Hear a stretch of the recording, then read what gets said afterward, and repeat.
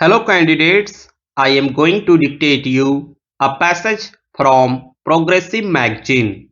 So please get ready for the dictation. The dictation will start after 15 seconds.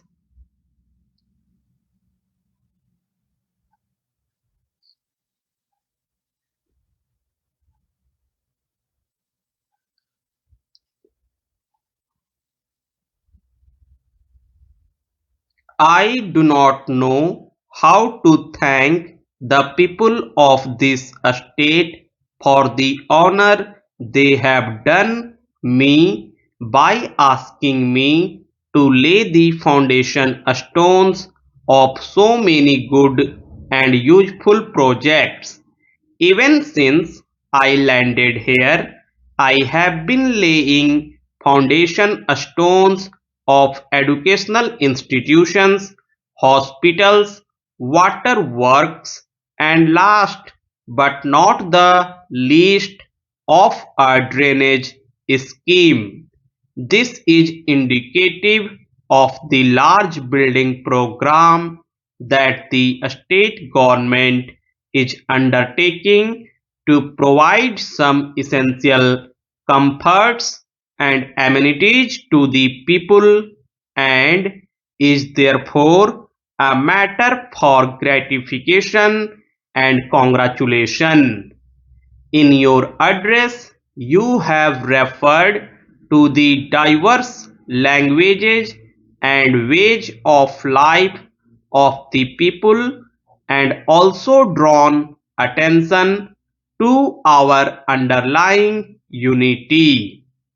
In the context of the latter, I want to talk to you today about the problem of our language. When the Constituent Assembly was sitting in Delhi and considering what should be done with regard to language, it had to take a very careful decision. It was obvious that a foreign language, however well established, could not be expected to reach the people at large. We had also to recognize the fact that there is not one but several languages prevalent in India with a number of dialects and subdialects. We could not say that any one language was better than the others. Each one of us was proud of speaking our own language. It would have been a poor specimen of democracy if we were to suppress the language of any constituent part. We had therefore to give a list of regional languages which could play their appropriate roles in regional affairs. But we had also to find a common language for all India purposes. English had served this purpose for quite a long time, but as I said earlier, however useful it might have been in the past, it could not continue to perform the same function forever, and especially in the changed context of today.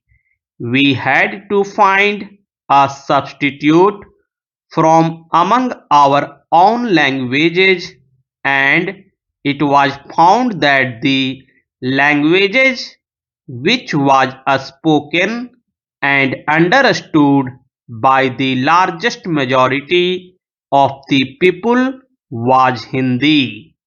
It was therefore adopted as the language for all India purposes.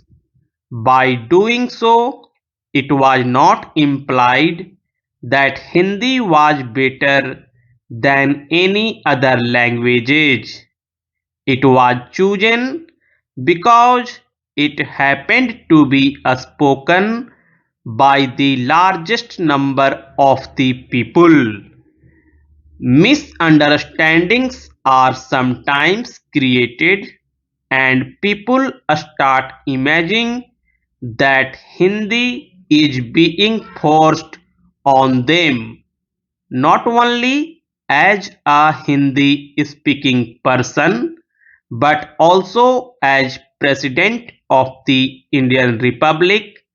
I can give you the assurance that there is no intention on the part of any responsible person to force this language on anyone.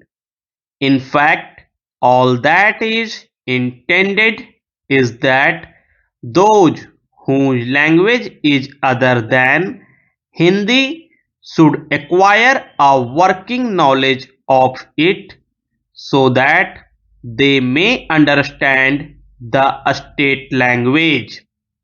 We must all be prepared to make that much of sacrifice in the interests of the unity of our country.